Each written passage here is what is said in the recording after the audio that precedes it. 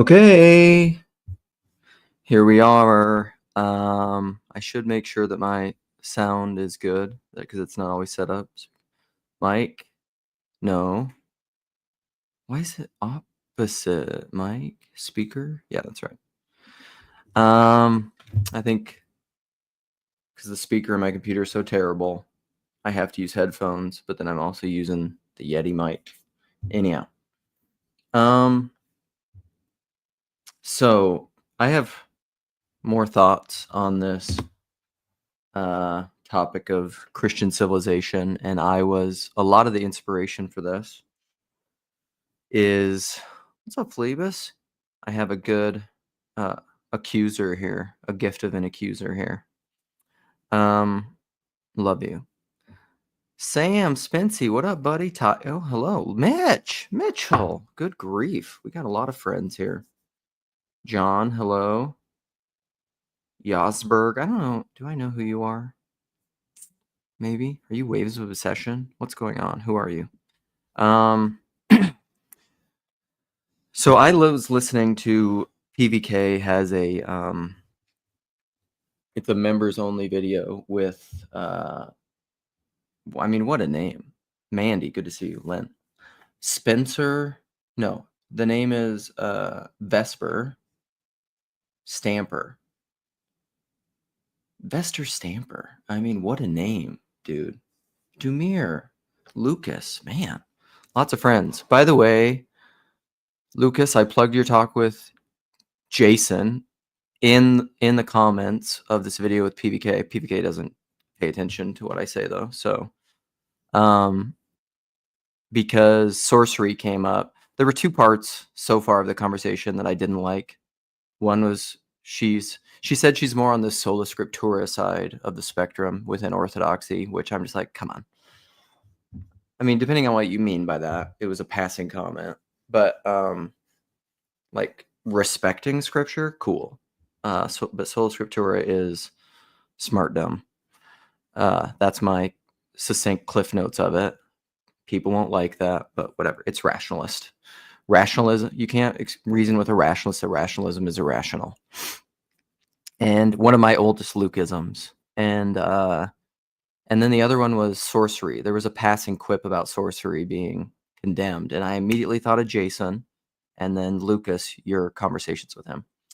But something she just said, I should look at some of my comments here because they're at the very end, the last quarter, they're talking about Kingsnorth, and Paul asks explicitly, like, what advice would you give Kingsnorth if he watches this? And Paul said he probably will. So Paul must have communication with Paul. Paul's talking to Paul Kingsnorth about all this stuff. The main comment that I wanted to talk about that I left is this one at 156, thereabouts. She said they were talking about kind of Orthodoxy versus Protestantism and being schismatic or not. And she said, and Paul, I think Paul PVK assumes eventually, and who knows, he's maybe right, that Orthodoxy in America will eventually have to deal with all the differences of opinion and will perhaps become ideologically schismatic, which is what Protestantism is. Protestantism is there's lots of ways you can schism. You can schism over any sort of distinction you can make. You can, who's this? We met in Olympia.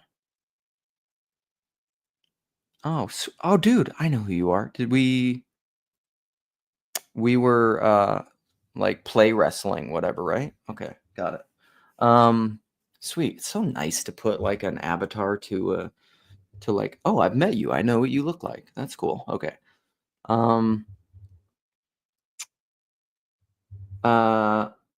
So yeah, Paul thinks that eventually the Orthodox in America will schism over ideas, really, because this is what I see. This is one of the things that came, one of the negatives that came. And again, will it be a negative or is it just an opportunity for growth? Pause, interjection. listen to Sam Tiedemann's Transfigured, 3588, whatever his YouTube handle is, most recent conversation or interview with Father John Baer about his most recent Gregory of Nyssa. Well, it's maybe his only Gregory of Nyssa translation, but he translated a work from Gregory of Nyssa, and it's really good. And it's also annoying to me because I left about 10 comments, and they just disappeared. YouTube just, I don't know. I don't know if it was some sort of weird error on my phone because I was doing it while I was cutting a bunch of logs yesterday. But it's so annoying. Thankfully, I screenshot a bunch of them to share with Sam so I can maybe retroactively go back in and copy them all, which seems annoying because I don't have time for that stuff.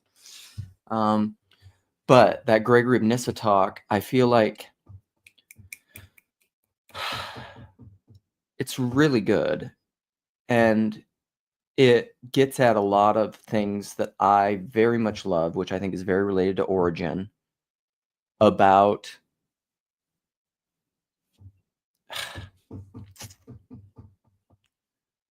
I think it's about really ontology and how the universe and God and man work. There's some really great lines in there that I think are really enlightening and helpful that stuck out to me. Like there were these salient lines that just popped, and then I made comments riffing on them because I think they help explain things that I'm always trying to talk about, or at least to me they did. Which is very much like, because this is my understanding of reality. This is a line from Joe Rogan quoting it's an old samurai book, but it's just like, once you see the way broadly, you'll see it in everything. Chef's kiss. 'Cause it's true. I mean, you could also say, once you see God, you'll see God in everything. You know, if I ascend to the heights, you're there. If I go to the depths, you're there. Is God this terrible thing that happened? Is God in it? The problem with pain. Maybe once you see God in everything, the problem with pain goes away. Because you want, and that Gregory of Nyssa talk is really good on this because one of the points, I'll just say one of the points that I remember that Father Baer talks about is that riffing on Genesis, and my boy Chezi, I asked him to watch it, so maybe I'll interact with Chezi. I don't know if we'll record it about this point, or maybe Yosef if Yosef watches this, but I didn't reach out to Yosef with this. But Jacob and I don't talk about these things. I talk to Chezi and Yosef because Jacob just thinks I'm dumb and tells everyone not to listen to me and that I should shut up. But one of the ways that man and God are different, a distinction, at least in the Genesis account, is that God is uncreated, right? He is unified in one. But man, when he's created, male and female, they're made male and female. And so, and they're made out of stuff. And so fundamentally, his point with all of it is that fundamentally, transformation and change is fundamental to what it means to be a human being, which is a really important thing to think about because it gets at transformation and suffering and becoming as something that is intrinsic to humanity. This is the further up and the further in. I don't believe that there is some static Hellenistic understanding of perfect end. There is no heaven that lacks the lack. And I don't know that even God ultimately lacks the lack, which I think is what Peter Rollins' new book is about. So that point is very interesting. But anyhow, back to Vesper Stamper, Paul Kingsnorth, and Christian civilization. And so she gives the advice. She talks about, she says, Orthodoxy is a big tent. And then she said this line, which she said, the inside is bigger than the outside.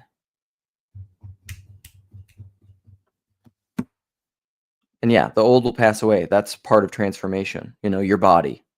You know, it's constantly in flux and change. The old pass away, eating, you know, all that. And so sorry, I'm getting distracted. So the outside is bigger than the inside, or the outside is smaller than the inside. And what that made me think of is infundibular. That line that I just love is probably my biggest takeaway from the book, John Crowley's book, Little Big. But it also, it's the same idea of C.S. Lewis in The Last Battle, and at the end when I forget the names of the character, but there's the donkey and there's the like scraggly lion, and they're con men, they're manipulators, and I think they basically con people into going into they build this fake shack, and they say that it's Aslan, right? Because he dresses up. They find a lion skin. No, that's what happens. It's a monkey. It's a monkey and a donkey, and they find a lion skin at the beginning of the book, and they dress up the donkey in the lion skin, and they say it's Aslan, and they convince people to go in this shack, and they do it for some sort of gain. I can't remember what happens. Oh, it's the TARDIS Doctor too. Oh, I don't know this. That's cool. And Mandy said that too. So, but the thing that happens, so these people are manipulating. It's mammon. It's mammon.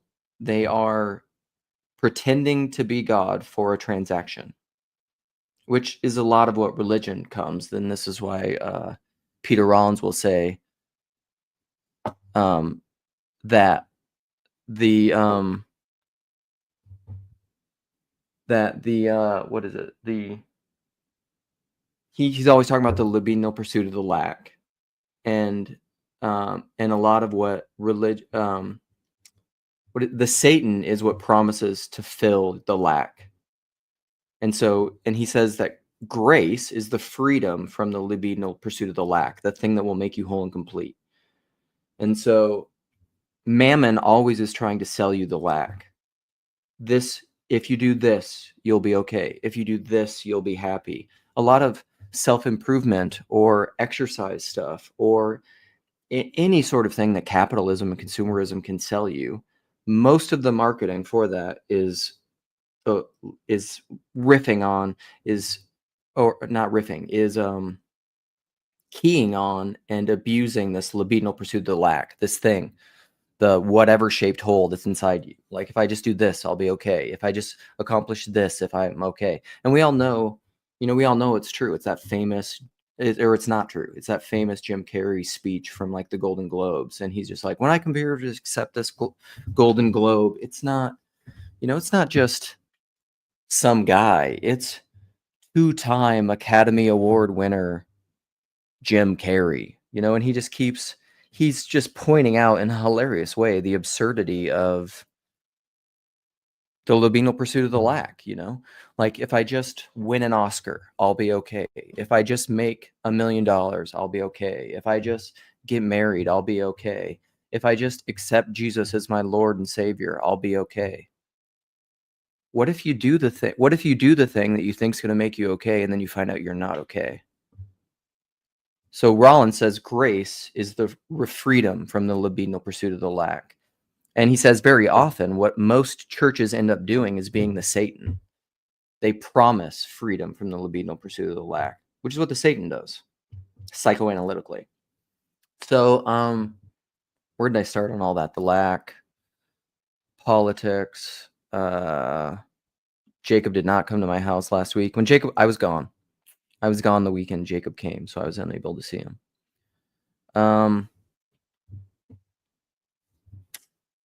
Okay, back to Vesper, Paul Kingsnorth. Oh, Orthodoxy, big tents, infundibular. We're back. Little Big. We're back. We're doing the weave. I put Trump in the title for clicks. So this is my weave. Did I learn the weave from Trump, or did Trump learn it from me? I don't know. But I thought all of her advice to Paul Kingsnorth was fantastic. So infundibular. Let's wrap that up. Sorry. Infundibularity is that the inside is bigger than the outside. saving the appearances. You will look at a thing, and this is stuff we all know, but we don't know we know it because we haven't translated it propositionally and narratively to our understanding. We don't have the fullness of understanding because it's kind of how like Matthew McConaughey said, and this is very much randos in PBK, that when he was trying to write his book Green Lights, Matthew McConaughey, he said he kept trying to make the book more generic to appeal to a broader audience. He wanted to appeal to everyone, but he found out he couldn't do it. It just kept being crappy. And then he decided to make it more personal. And in making it more personal, he found it to be more universal. Because the inside is bigger than the outside. You think this is just one limited thing, but no, it's infinite. The person is infinite. And so I think that's what all these things are symbolically telling you if you have like these works of fiction. And so that's awesome. That's brilliant. And then I think ultimately that's wrapped up in what is becoming my favorite summary of everything that I believe about my religious practice and the cosmos. Receive with meekness the implanted word, which is able to save your souls. Receive what's become who you are, which is another line, which is another great point from the Gregory of Nyssa talk of God, what was that? I want to find that because it was so good. I think I saved the comment. I have all these on my phone. So YouTube, you can't keep me down, man. I get knocked down, but I get up again. You ain't never gonna keep me down. There's too many comments I'm sharing. So not that one. That's a good point. This one is on sin. Oh, Father Bear said, so like at 37:45, maybe this is what I was thinking of. He said, I am inclined to think the focus of these writers, like Gregory of Nyssa and the Cappadocian Fathers and a lot of the early church fathers, he said, is more on what is happening individually. But dang it, look at this. See? The comment says, read more. I didn't expand it. Do you think I know what I said in the rest of the comment? No, I didn't. It's unbelievable. YouTube, why? Why? Why are you doing this to me? All right, let's move on from infundibularity. And then what is one of the other comments that she made to PBK?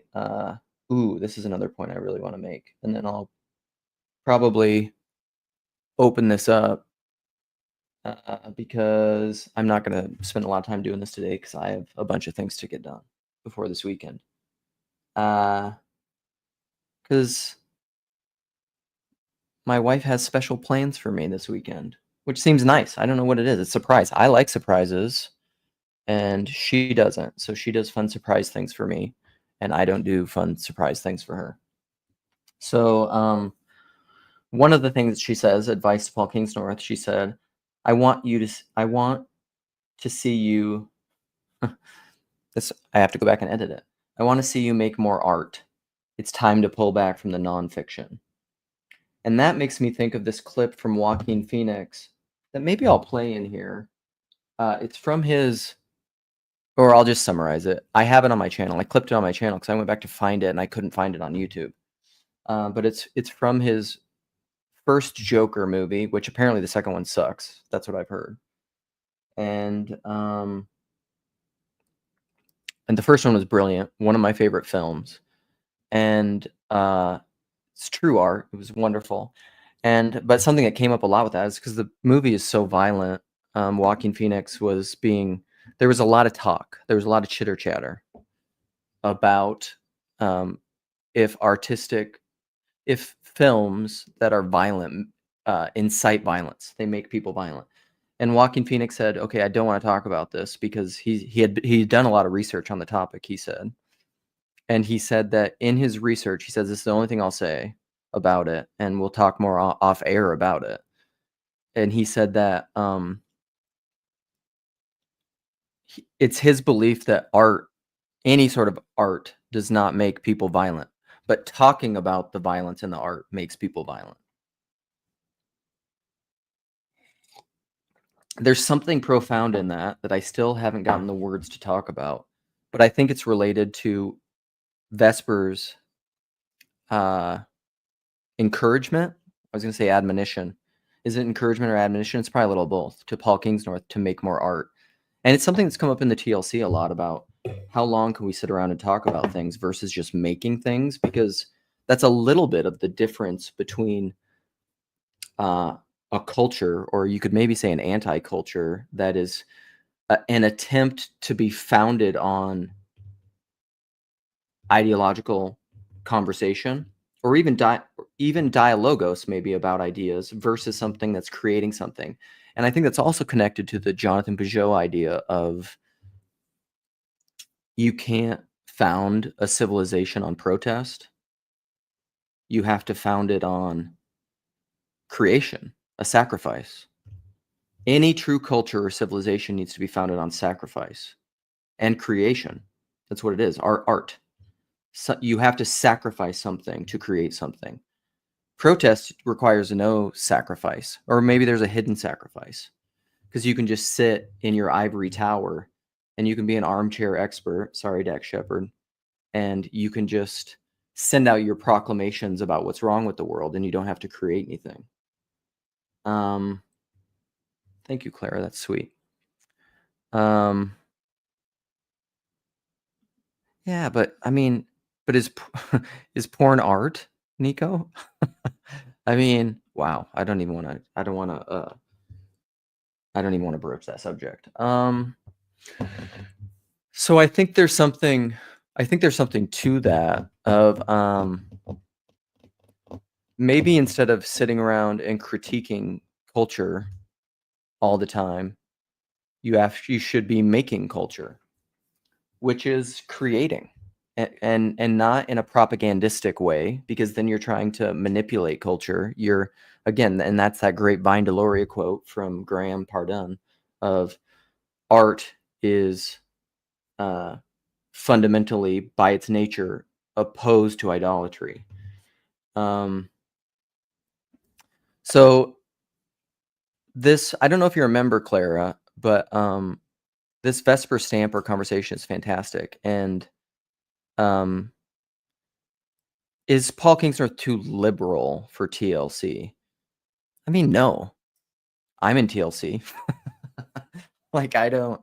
I think, and Chad talked about this recently in a live stream. Chad and I are very similar this way. Like, temperamentally and intellectually, it doesn't get more liberal than me. Part of that is just openness. So, like, even if you do the Peterson Big Five thing, like I don't know what I am, 96 percentile open or something. And I think that's probably low. I don't know how it got low. Like, I don't know how you can be more open than me and not be just, I don't know, schizophrenic, maybe. Because as the last 10 years of my life, I've had little glimpses, little pinpricks of like, oh, I can see how I could go crazy. And I just, thank God, there's a lot of natural graces that keep me from that, like a wife and a family and stuff. Because left to my own devices, I might go crazy. But I don't think Kingsnorth is too liberal for TLC. And Vesper Stamper spoke to this wonderfully. She said, here's another line that she said from that talk that I thought was brilliant. She said, where is it? She said she's jealous for Paul Kingsnorth, and fellow artists to not be co-opted by any movement, especially politics. Yeah, you can't be. If you are co-opted by politics that have and I think politics, this is why I say politics is the opiate of the masses, is largely, most politics is either or, and it's about winning, and it's zero sum, and it's about having a preconceived notion of what needs to happen, which is all emanation. It's like we need to top down impose what we want for the world on the world for its good, and it doesn't allow for, like, what a good politician would be, like a good parent, which is to be a non-interventionist, let the thing grow, husband, like as minimally as possible intervene. And it takes wisdom to do that as minimally as possible. Your main job is to get out of the way. It's just like with vision. In order to see, you need to inhibit a lot. As a good leader, you should get out of people's way. It's enabling them to have their own agency and autonomy. It's not to like dictate what they have to do. It's to foster in them their own being and creativity. That's what a good parent does. That's what a good politician should do. And so, no, I absolutely don't think Paul Kingsnorth is too liberal for TLC.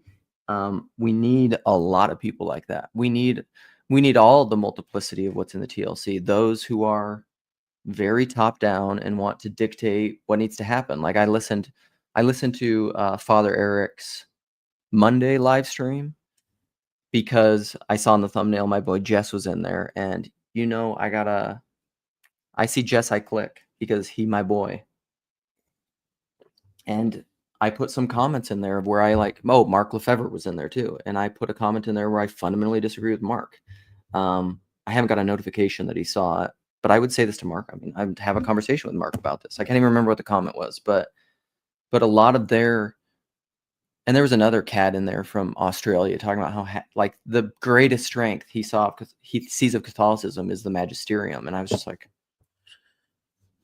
okay, I mean, you run your household however you want to, but I fundamentally disagree. So anyhow, I'm rambling now a lot, and I have talked for about a half hour. What else do I want to talk about? Let me see. I'm going to open this up. I do want to talk about this because I told some guys, now that I'm 26 minutes in, that I was in a chat about, I made some comments about, and maybe this is good. I may be seeing my own hypocrisy or my own concerns with this, but I'll talk about Trump some and his election and concerns that I have regarding. So here we go. Is this too liberal for TLC, Clara? For concerns that I have in the wake of a Trump presidency, and what I mean by, and this is why I said in there, like fascism as other disgust. And really it's in the Jonathan Haidt terminology. I've spoke about this before, that Jonathan Haidt says that in his book, I think it's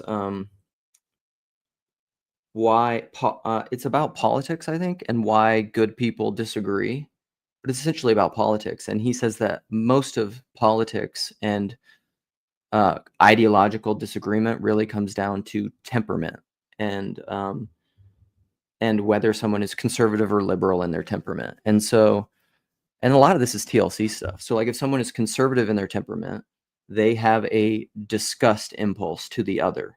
So like somebody disagrees with you or somebody's on the other side of some political line than you, or it could be anything. It could be cultural disgust. It could be ethnocentrism.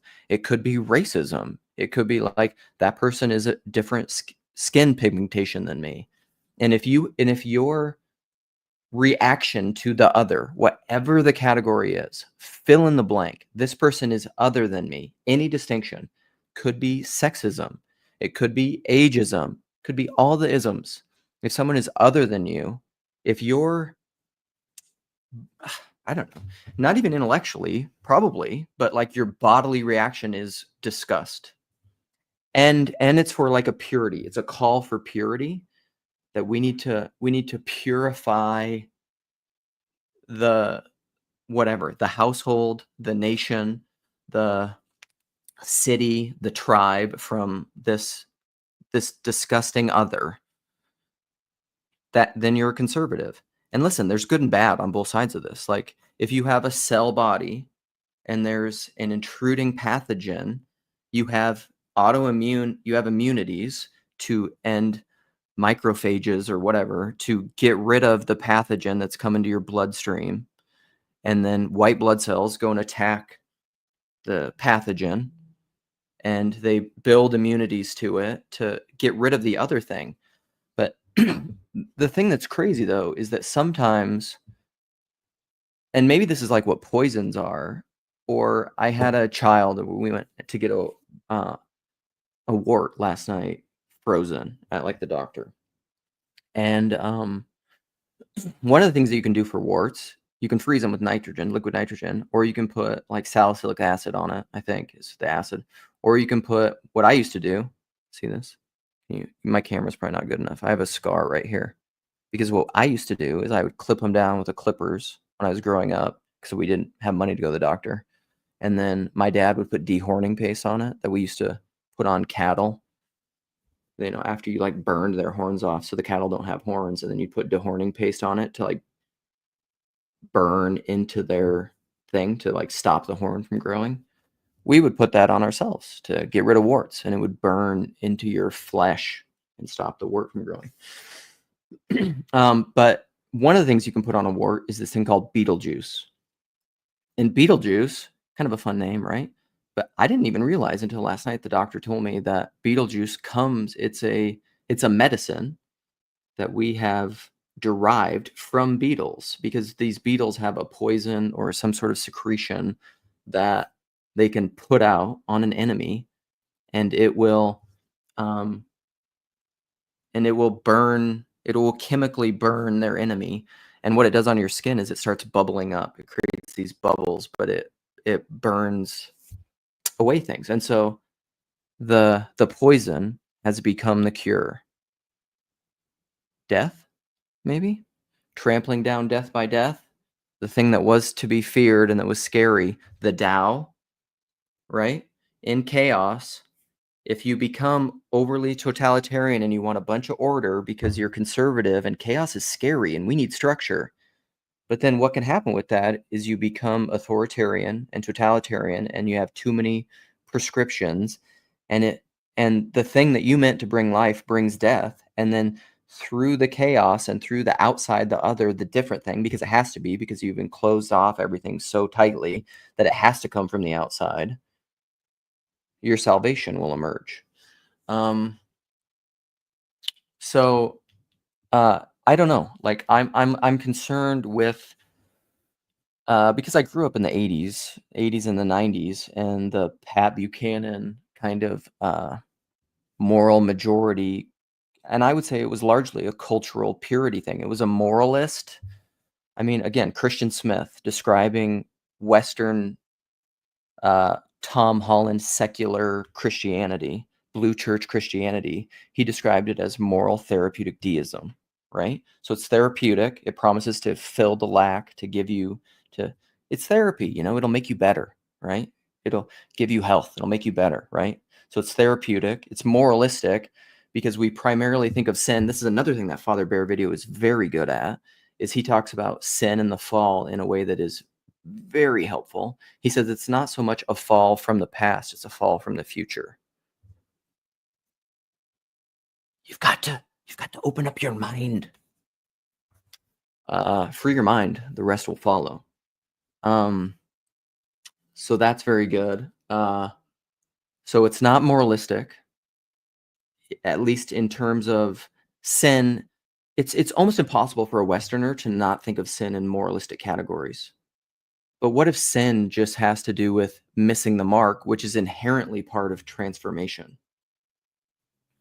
Because if sin just has to do with the transformation and change, so Father Bear was talking about like a child in a sense is missing the mark of what it means to be the fullness of humanity, because they can't walk, they can't talk, they can't self-reflect.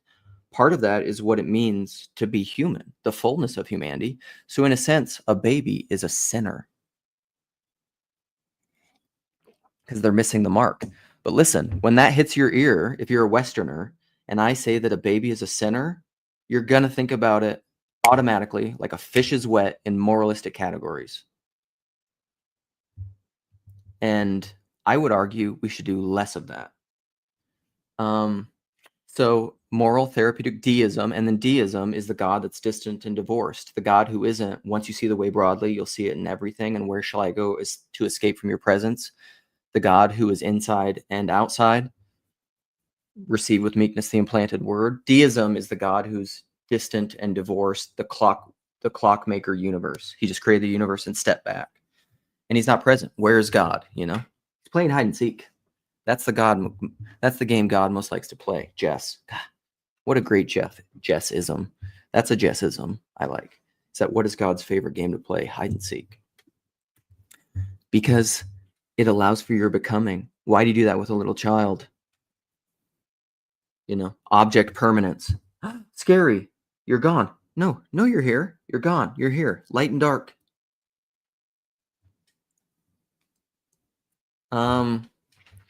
So I don't know. That kind of the Jonathan Haidt, why do good people disagree about politics, moral majority, culture war stuff. This is what I was saying to my friends is, all the conservatives now, we lament. I'll put myself in that category. I grew up that category, and I do think of myself as a conservative. I also think of myself as a liberal. Weird, right? Another great John Bear thing. What did he say? It was the riffing on the Greek. He described the human being as the what was it? It was one of those antinomies. It was like a contradiction. I was just like, that's so perfect. It's right in my alley. I forgot what it was, and I don't have to comment anymore. YouTube, get your shit together. Hey babe, there's 2 half sandwiches in the oven for you, okay? I'm live streaming. Huh? Huh? It's ready to go. Yeah. Late school day here. Okay, John Bear, politics, moral majority, culture war stuff. And even now, so what was I saying? Fascism, disgust factor. But this is why I say both political parties now, the Democrats and the Republicans, they're both conservatives because they have a disgust factor versus the other. Oh, wokeism. I think the culture war stuff, because wokeism is like the culture war. We need to get rid.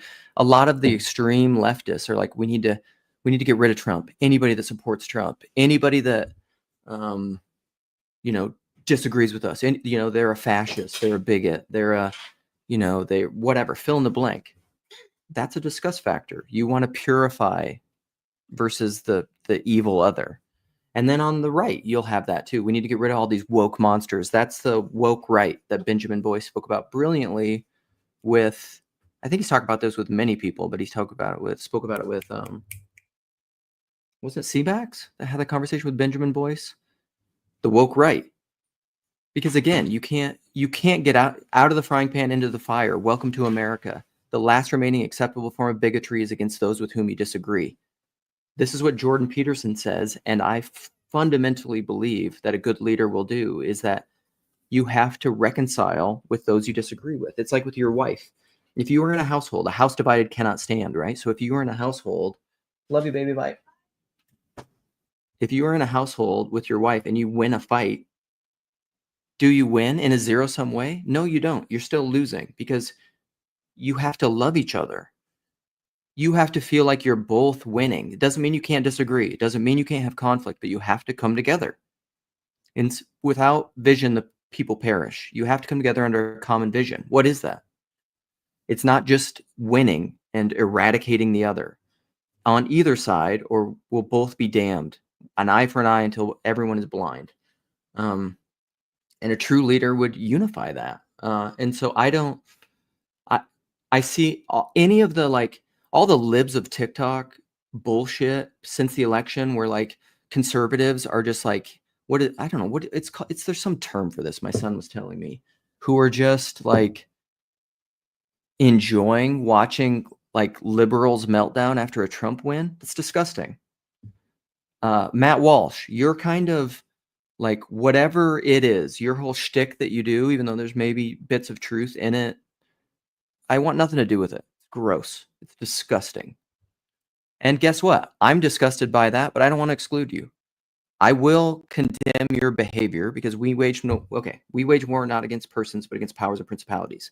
Whatever principality is manifesting through Matt Walsh to mock Ben Shapiro will do this crap, but there's people on the left that do it. Bill Maher does it. You have to. This is what I'll say as Christian, as speaking as a Christian. and then maybe I'll close with this, because this is my concern. Call it fascism, call it whatever you want. Disgust against the other is unacceptable for a Christian. It's absolutely unacceptable, because as a Christian, you're called to love the other. Oh, one more plug. So Tayo, are you here, Tayo? Tayo and Chad spoke with Elizabeth Ofield. Is that her name? Oldfield? Offield? And it was a really good conversation. She's a really good conversation partner. It was excellent. You guys did a great job. It was fantastic. But one of the things that she said in there was her understanding of hell, which she got from C.S. Lewis in The Great Divorce. And she said, one of the best ways to maybe understand hell is that it's a place where you, how did she say it? Do you remember, Tayo? Oldfield. Hell is a place where you increasingly can't stand to be around people that are different than you. Or, God, what did she say? I know I copied it here somewhere because I made the comment, but I probably deleted it from my phone. I want to go find it now. I'm going to go find it. Sorry, I got to suffer through this. Subscriptions, Friday Morning Nameless. Okay, where's my comment? Should be at the top because it's awesome. Paul just says lovely. Come on, Paul. PVK, do a little more work, okay? It was something like that. Yeah, that's right. Guess what? YouTube probably deleted my comment from here too. Why does YouTube hate me? Like, what is it? It's not in here. Okay, YouTube, what the hell? Why? I mean, seriously, that's concerning. Why would YouTube be deleting my comments? Because I'm talking about like loving your enemy? Because I'm not being ideological? Because that doesn't feed the algorithm? Because everyone wants to feed into their fear? This is the death drive thing that I was talking about with my friends. I don't know. Neil, can I get a Luke Thompson amen? I don't know what that was. Where is my damn comment? Or maybe I had it. Okay, maybe I'm not. Maybe I'm a hypocrite. Did I say it in the live chat? I maybe did. Maybe I'm. Sorry, this is not good live streaming. I don't think I have it in here. I think I made the comment. But yeah, whatever. Metanoia is sacred was another great Chadism. She asked Chad, what is sacred? And he said, I think metanoia is sacred. God, what an answer. That was a good one, Chad. Okay. But yeah, I think that is hell. Hell is a place where you, if reality, what I call Christianity, is forgiveness and loving your enemies and Father, forgive us as we forgive those who trespass against us. If what it means to be saved is to become a forgiver, because if everyone forgives everyone, guess what? There are no enemies. And the world will live as one. If that's what salvation is, then hell is where you don't forgive your enemies. A good leader will lead into that. And a kind of Christian nationalism that doesn't have enemy love is not a Christian.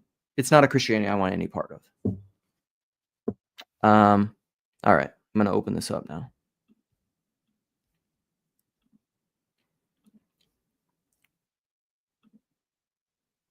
And I will look at comments. All right.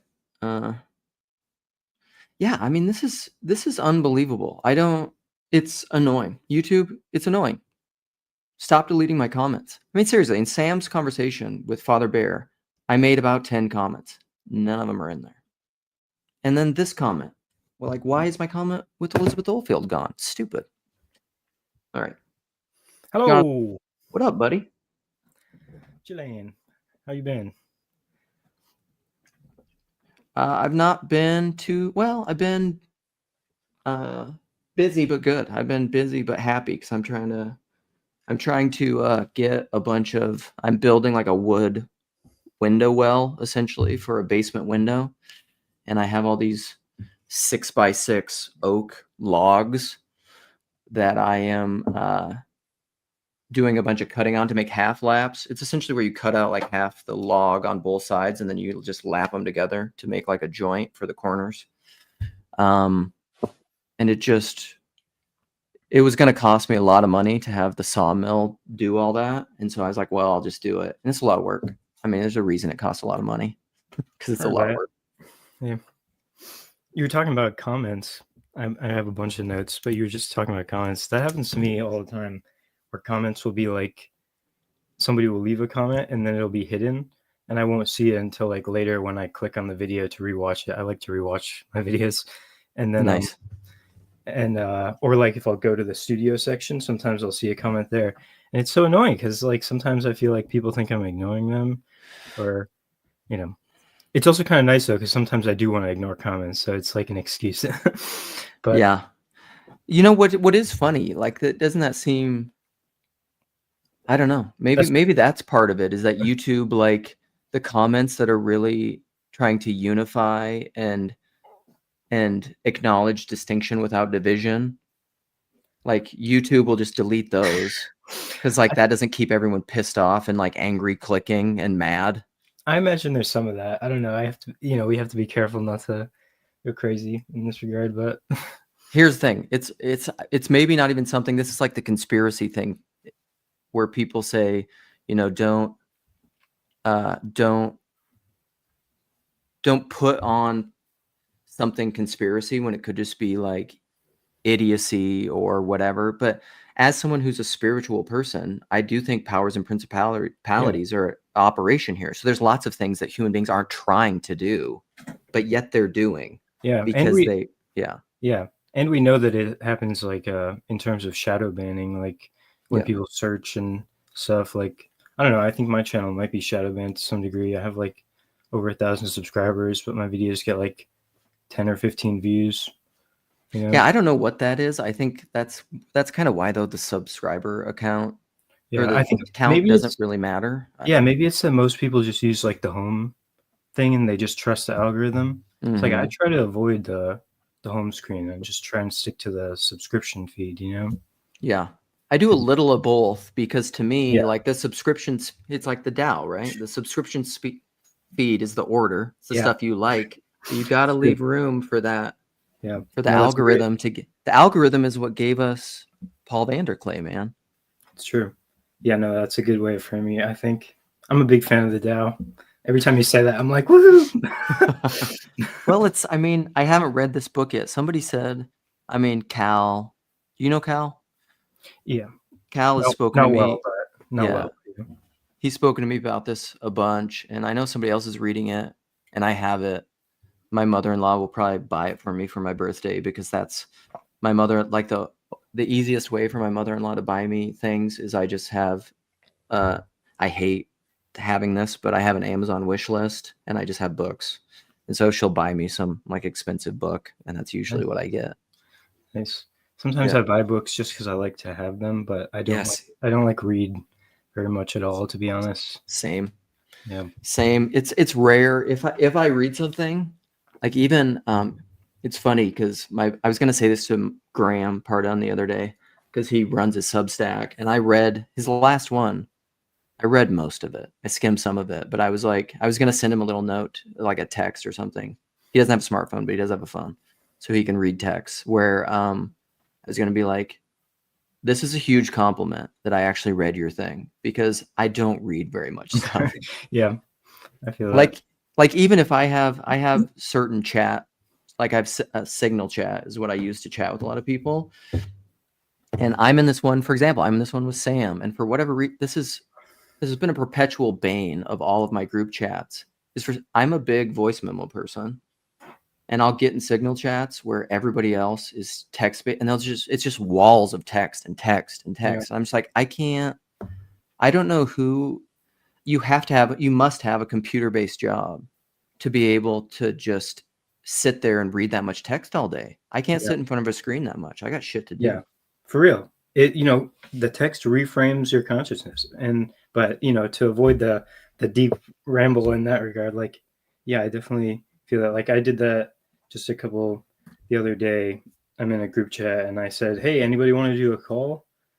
Yeah. And then we did a call and recorded it, and I'm going to post it in the group chat later. Oh, sweet. Because it's like, I think a thing with group chats as well is that there's no like recursiveness, such that like there's no reflecting. It's like somebody who never sleeps almost.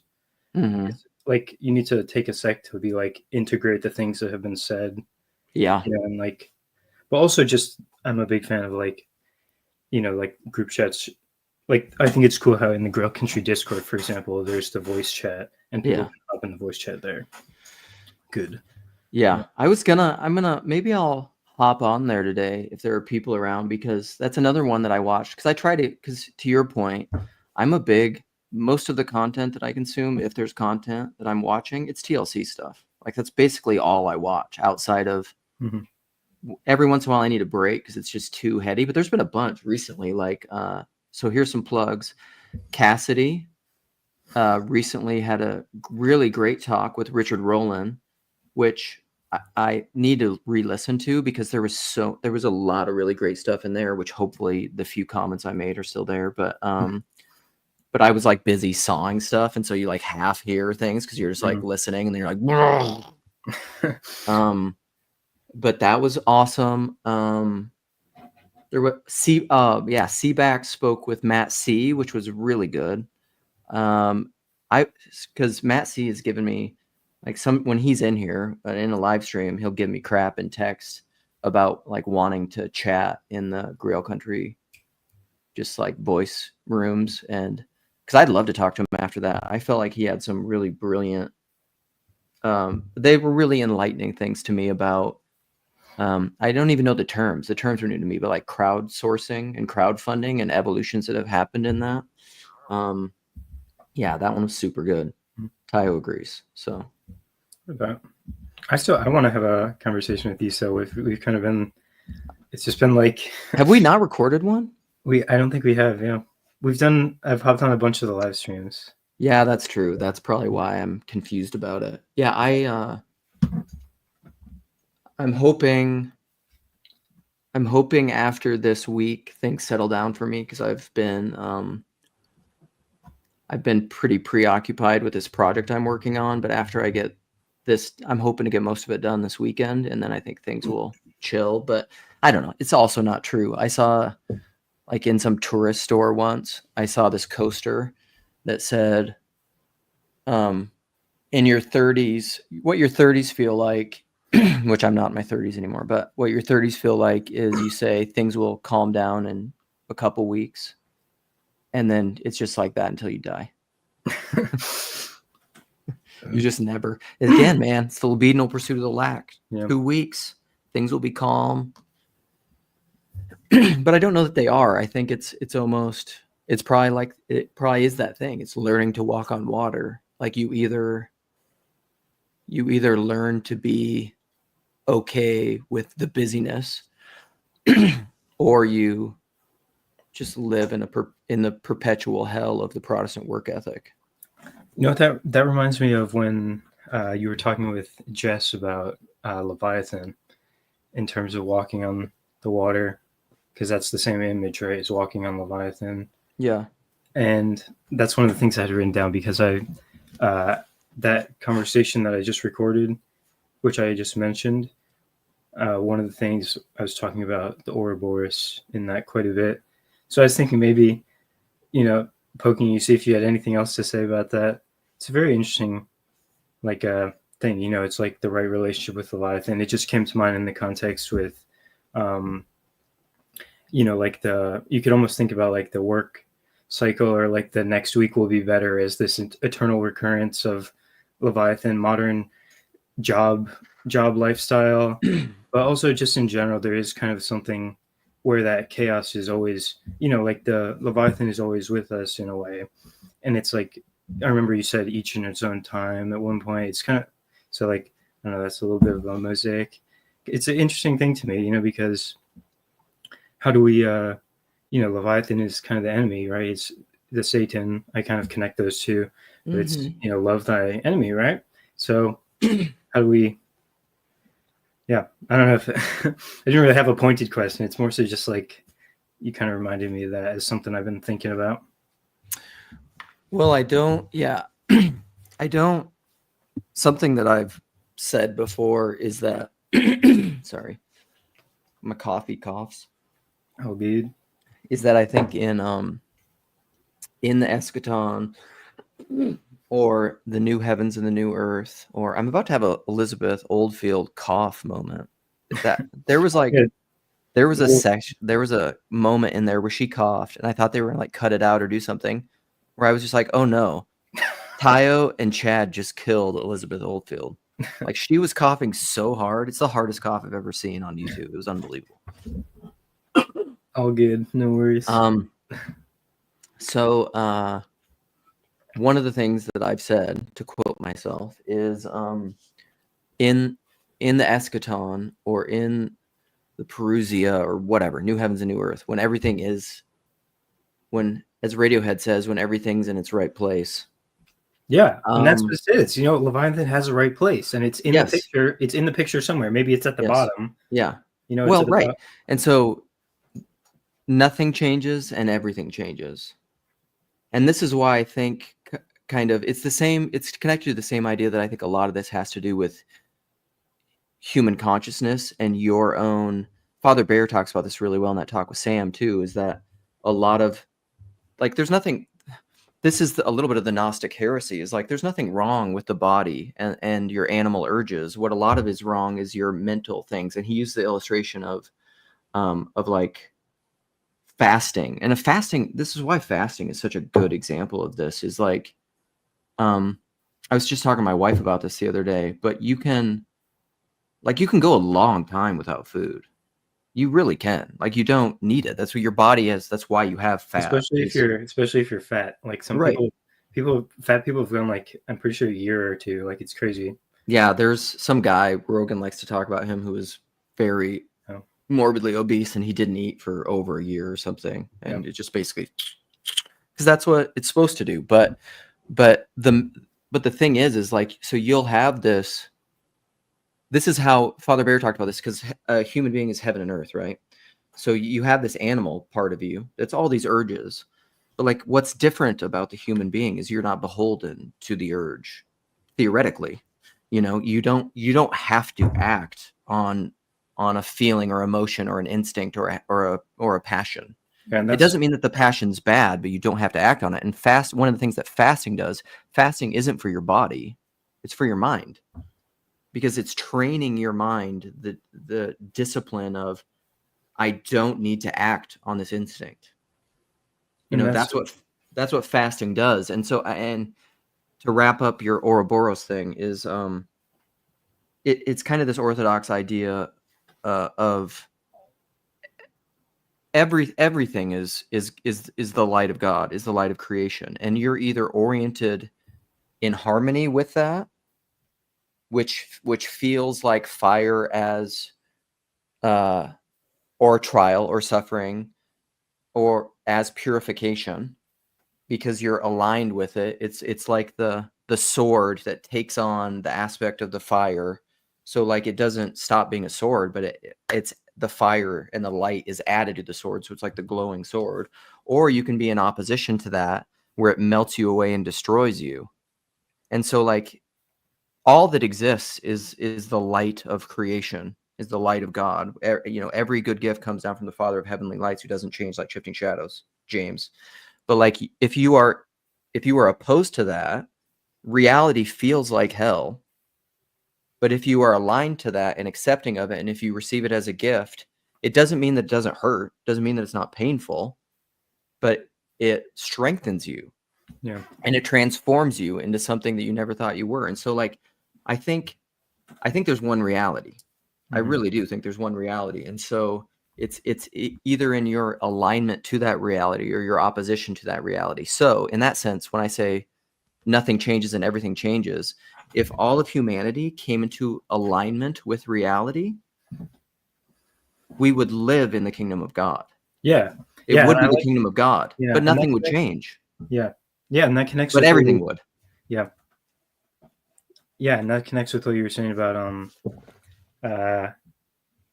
like sin almost, or not sin, but like the body and the animal instincts, such that like animals don't like sin in the way that we can. Yeah.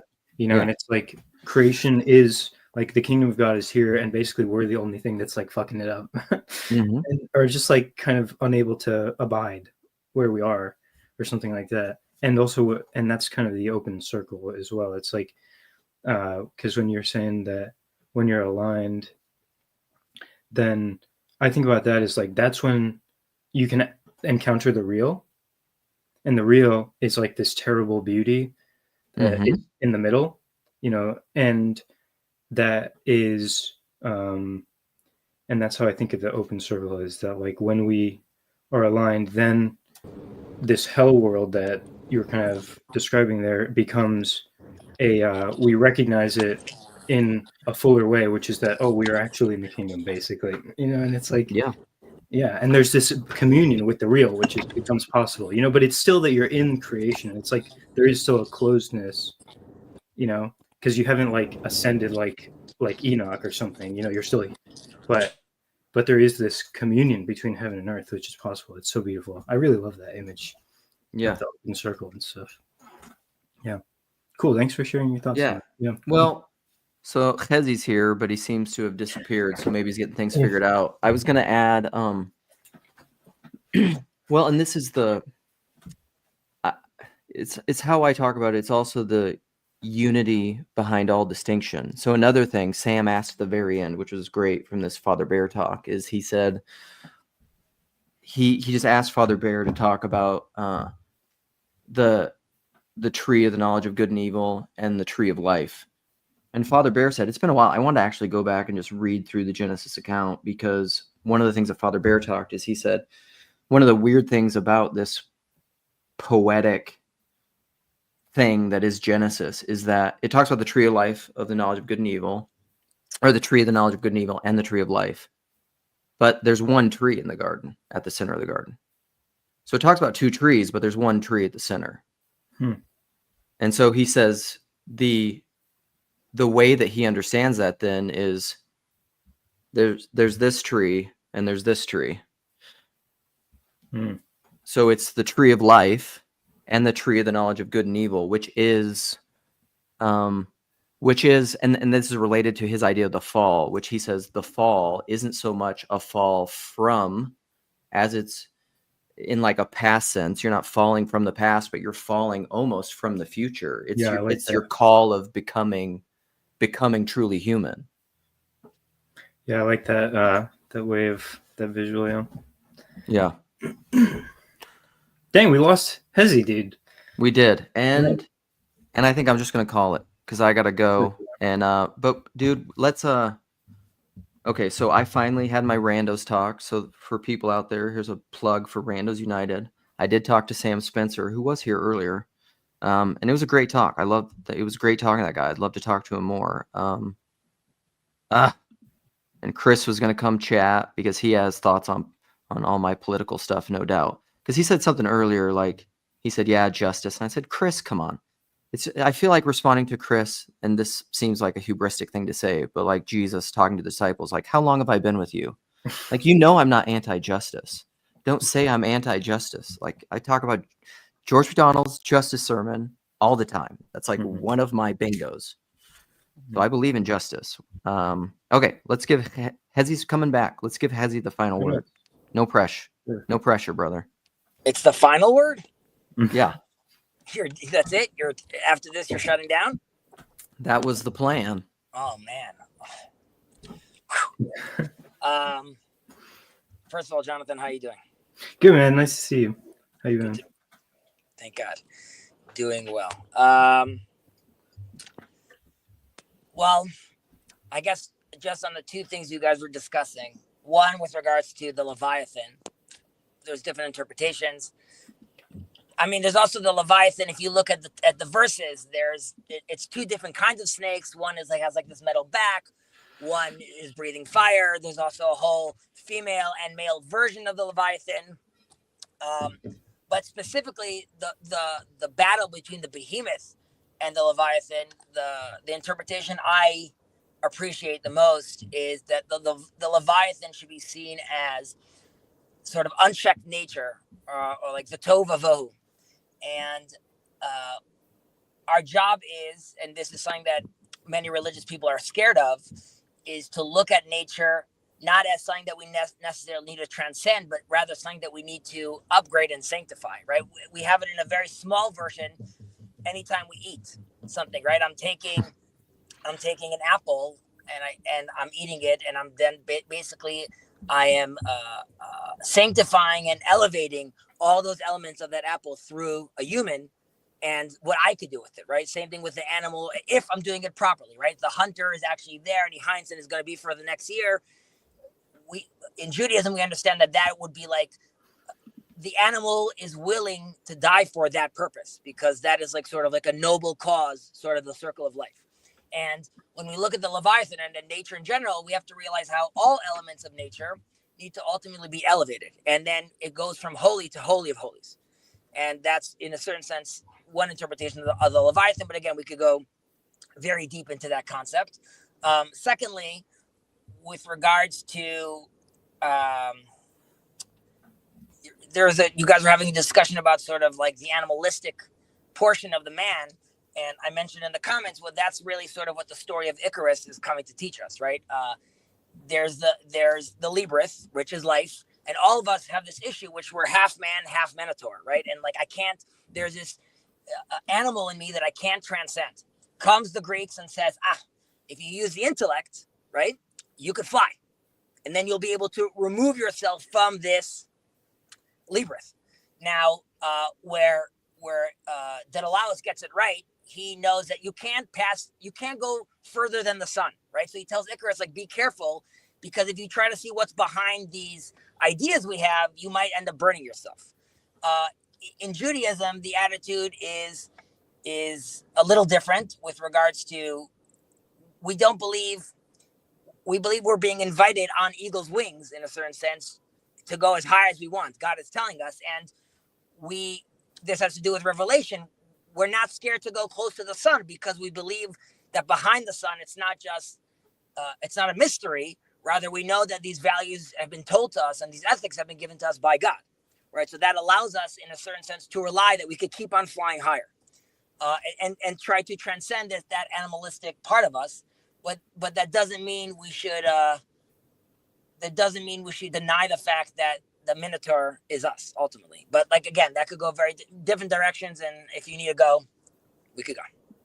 Well, so I want to play something funny, because you use this example of you're like eating the apple. And so like if I had my branding on point, I would have this clipped, but Chad sent this to me again from the old, and this is like so this is an old school. When was this from? 3 years ago. So when Chad was doing a new news episode came out, like a corner news thing, but this one's my favorite. So if you look up BOM news episodes E6, but like Chad sent me this one and this was me talking about, I think, mammonistic knowing versus Eucharistic knowing. And I talk about eating an apple. So I'm just going to play it because it's so funny. It's fantastic. Okay, here we go. Thanks for saying all that, Hezzy. That was interesting. Sure. All right, here we go. Tell me if you guys can hear this. I've never considered. Or you could say like mammonistic knowing versus Eucharistic knowing. When you're just like define those for somebody that doesn't know what you mean. So Eucharistic Give me knowing definitions. would be eating an apple, and when you eat an apple, for it to actually give your body energy and become part of you, you have to digest it down, and some of your stomach sloughs off, and there's a give and there's a take. There's a dance. There's a digestive dance that happens between you and the apple in order for that to incorporate into your body, and that's part of communion proper. In the Eucharist is like Christ becomes part of you through the act of eating. Well, I'm going to have to chew on that one for a while. Also, this. Oh man. Yeah, that's a huge. This. I mean, this is debatably like the center of the whole thing in some sense. It's like with the hosts of hosts, and this is what they did even before Christianity. They would hold the barley up or the wheat or whatever at the harvest time, and it would be, celebrating our connection to the agricultural cycles and stuff like that. That's very neato. Also, what you were saying about the half man, half animal thing, that was reminding me of this image of the centaur, of the centaur, and Sagittarius is the centaur, but even just the centaur in general, this idea of like, aiming at what he's aiming the bow at. Interestingly, in the actual sky, if we look up into the heavens, the centaur is aiming right into the galactic center in Sagittarius. Kind of cool. But I think in general, like, I think that was even used in the Gospel of Mark, perhaps, or just other places, in terms of this image of the centaur being kind of like similar to the Minotaur, as you were saying, in a sense. But with proper orientation, from what I'm understanding from you, that's more of like a noble. I mean, you could also see the flip over there, right? In the centaur, the intellect, the mind, is still the human mind. It's the lower part that is still animalistic, which is always the dance we're doing. So that to me would sound like that's a better orientation. That's an interesting take. Do we have time for one more thing, Luke? Okay, so go ahead.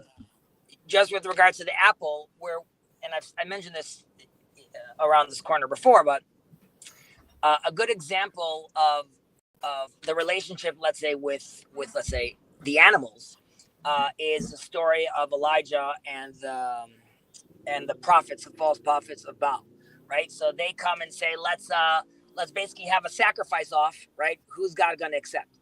And on Elijah, it's like full of water, and their altar is like all decked out. And here comes the two, and the Midrash tells us they're brothers. These two brother ox come, basically, and they bring it to Elijah. And the Midrash says that Elijah's bull goes willingly, and the bull for the false prophets is giving them a problem. He won't move forward. And Elijah goes and starts communicating with their ox, and he says, like, what's the deal? And the ox says, it's not fair. Like, your bull is being sacrificed for like a noble purpose, and I'm being used for like these false prophets. Like, I don't want to do this. So Elijah tells them that, I understand what you're saying, but even disproving the prophets of Baal is still a noble cause in God's eyes. And then the bull then goes willingly. And it's to teach us again that if it's done properly, if it's for a noble cause, if it's for the right reason, which is very different than us mass producing burgers today, then the animal understands, I guess, sort of in the circle of life sort of way, understands its purpose. And it's very important for us to definitely, as we move forward technologically with all these things, whether it's printing food or even as far as extending life, right? Longevity, whether it's through cloning or whether it's through genetics. So you could still look at these things, and there's rabbis that attest to this, that, the resurrection of the dead, is that miraculous, or is that miraculous through man? Like, can we develop a technology that allows us to do that? And then the question is, are you using that for mammon, or are you using it, in your words, for the Eucharist? And that is a tremendous amount of responsibility on us. And the same thing with Jonathan Peugeot was talking about this once, about the AI sages. Currently, the AI sages are in Silicon Valley, and they're all doing microdosing. The AI sages, I think Jonathan Peugeot would be interested in, are like, monks like on the top of the mountain that are trying to figure out the AI. And this power is slowly but surely is coming into our hands. Like, even with the ChatGPT, are you using that to fundamentally destroy, or are you doing that to build?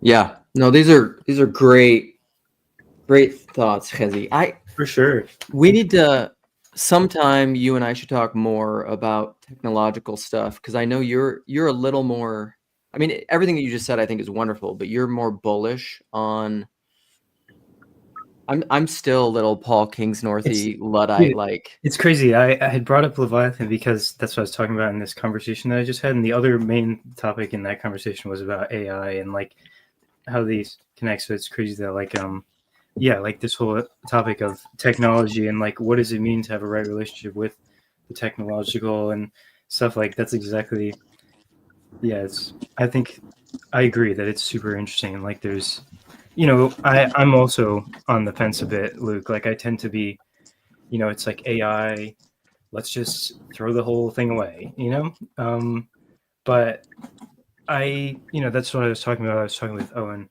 just like I do imagine it being, redeemed in the end, but it's hard to tell like what exactly it will look like. But I thought, the stuff that you were saying there, Hezi, I think that's really helpful in that respect. It's like, it's basically teleology, right? It's like, is it serving the will of God, or, and like, yeah.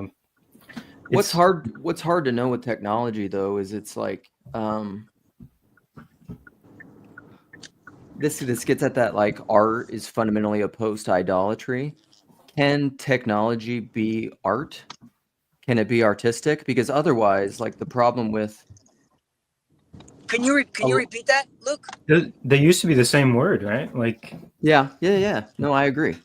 So, like, can technology be artistic? Because Graham Pardon in his Northwest, where he quoted this guy, where he said art is by its very nature opposed to idolatry. And I think that's true. And to your point, Jonathan, I think that's valid too. It's artisan type thing, art, and how does that differ from techne, and like where are those lines? In the way that I understand them, is art is simultaneously emanating and emergent, where it's not, because propaganda is too much emanation. It's too much head. Like, you have an intended goal that you want to do with this thing that you're creating. You have a known end, a known telos instead of a mystical telos. Whereas art does not have that. Art is emergent in as much as it's emanating, like people talk about this really well, like the story. Like, if you're trying to write a story, it's the difference between Dostoevsky and Ayn Rand, I actually don't know. I'm not very well read in this respect. Can I comment about that? Yeah. Yeah. Okay, so Luke, very interesting thread that I want to jump on for a second, but so I mentioned this in the earlier stream this morning with Jacob, but it's very relevant here. We are told that when prophecy, towards the end of the Second Temple, and definitely after the destruction of the temple, prophecy leaves us. And one interesting point with regards to prophecy leaving us is the fact that we're also told by our sages that when prophecy left us, so did the inclination for idol worship. And the reason that's left us both prophecy and idol worship is because the imaginal was no longer necessary. And you look at Ezekiel talking about the chariot, that is someone, a prophet, and Maimonides and other sages talk about this as well, which is prophecy is utilizing the force, so to speak, or the imaginal in proper orientation. Now, we see this also in biology today, where we take very complex ideas and we tell a story about them in order for us to try to understand what we're talking about. Now, for over 2,000 years, definitely in the Jewish tradition, we dove into our books and transformed Judaism into a very, very legalistic / heady sort of experience. One where it's almost impossible to imagine something new into it. And we don't even realize how lucky we are that we could have these, abstract conversations, but we have to realize those abstract conversations are sort of built into our toolkit today, and we don't really imagine anymore. We just have all these concepts that are all very heady that we could discuss. And part of the return of prophecy is the return of the imaginal. And part of that, definitely with regards to the Jewish perspective, and also why I love the TLC, it's because it requires from all of us to speak to people on the fringe and from the outside, because they can elucidate to us a new story, a new imagination. And so, for example, for the Christians here, I would hope talking to the Jews allows for new perspectives or new ideas to come in, which allows you to imagine new and move forward. And same for the Jews. There's a discussion from the people from the outside, which I don't necessarily need you to turn Jewish. Rather, I need you to share your experience so I could imagine again. And I could then take Judaism / Christianity / all the other legitimate religions, we'll call them, into the next phase. So I don't know if it's necessarily, if, Plato was very against the artists because like that was very connected to the senses. And he wanted to stay in this heady place. So I think the artist actually is always playing with idolatry. It could very quickly turn into that. Playing on with, the other yeah. hand, it's necessary. Yeah. So that's funny. It's funny. This is why these conversations are so fun. Everything you just said, I think, is great. And it's one thing I wanted to actually close with and talk to you about. And then I'm just going to, Chad's here now. So then I'll let you guys just talk and I'm going to leave. But the last thing I'll say is that one of the other things that, that Vesper Stamper spoke about with PBK in this members only video. Look at that sweet, sweet toilet. Skippity toilet. Is that they were talking about Orthodoxy, and they said that really up until Constantine, I'm going to mute you, Chad. Up until Constantine and the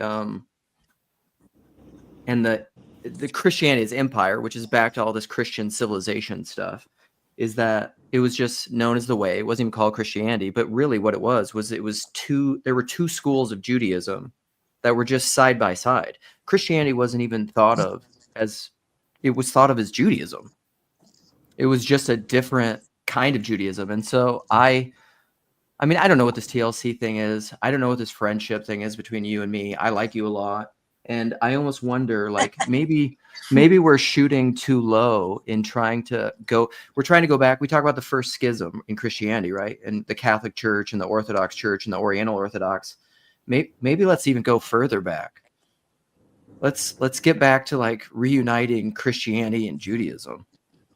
I'm a fan of that. Now you're talking, baby. Well, I just posted that. I just posted that clip not too long ago, talking about the new song and the third temple, right? And like the whole idea there was that like the 144,000 by Luke, 144,000 as the Jews, right? And so eventually there should be some sort of like, recognizing that we're all participating in a grander story or something like that, right? I don't know. I love having you around, Hezi. I think you're a super valuable and important kind of member in these spaces. Yeah. I appreciate that, really, honestly, and I think this is.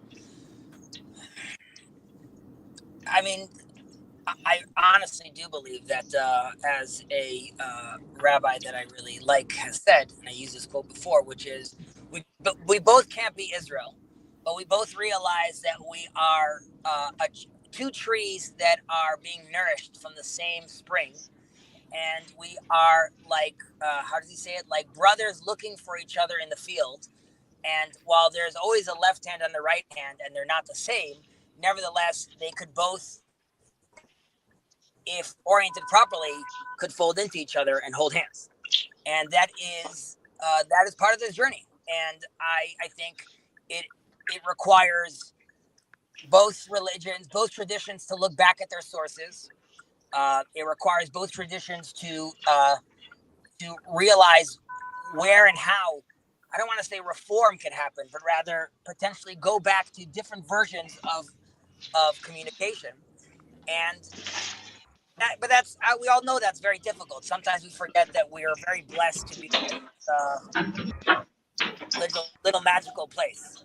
Unfortunately, the world is not ready yet for all these conversations. But slowly but surely, I believe that we'll have our day in the sun. Yeah. Hey, Chad. Yeah. The whole thing about art and techne is super numinous to me. Like, I think there's stuff going on there that it's probably best to save it.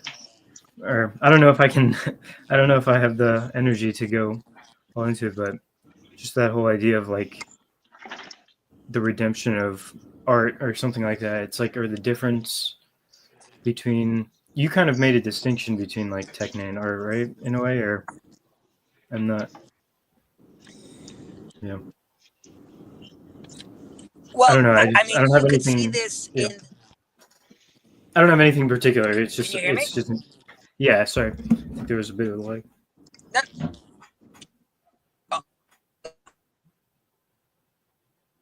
Oh. Oh, you're breaking up now. I can't hear you now. Traveling in like these back roads, but That's you. Oh, I can hear you a little bit now. I don't know. I think we might have lost Hizzy here. Dang. the Oh, you seem to be back now. Now you seem to be back. Oh, man. I love techne, artistic techne. We can't hear you, Hezzy.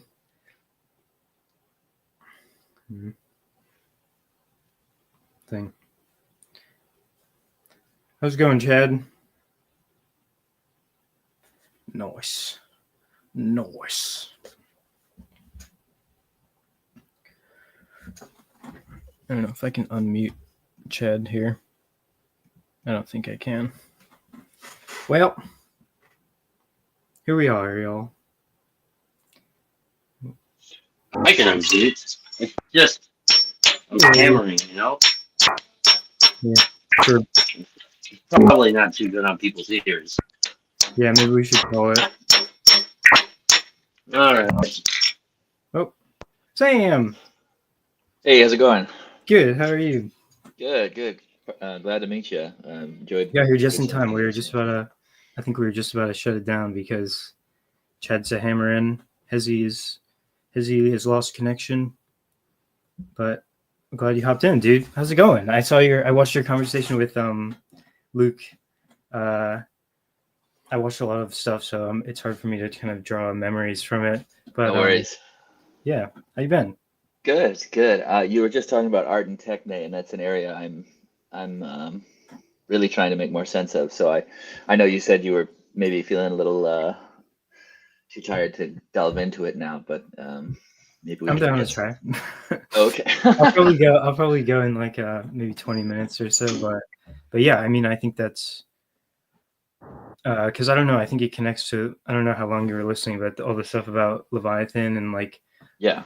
correct insofar as like the garments of skin is connected with Leviathan, and the garments of skin is technology, and that's kind of how I think about technology being redeemed in the end, is like through this transfiguration of the garments into garments of light, such that they are like the New Jerusalem. It's the technical giving glory to the natural in the middle and almost bringing it out, like adding to it, and I think that's connected with art in some way, because it's like using technology to reveal the glory that is in, or something. But I don't know. I don't really have a. Is the mirror art an actual mirror? I've been thinking a lot about living in a world with mirrors and the ridiculous, kind of like the ridiculous reality of that. I think when it comes to like whether or not something is art, it has to do with the like the metaphysics of the intention or something like that. It's like everything can be done in an artful way, but sometimes things are not intended to be art, and it's like so I don't know. I think if somebody makes a mirror and they're trying to make a good mirror and they're trying to like do it well, I think that's kind of an artful thing. But I don't know. I think maybe there's something about the intention, but I don't know. I would tend to think of it, it could be a mirror. It could be an art. It could be art. I don't know.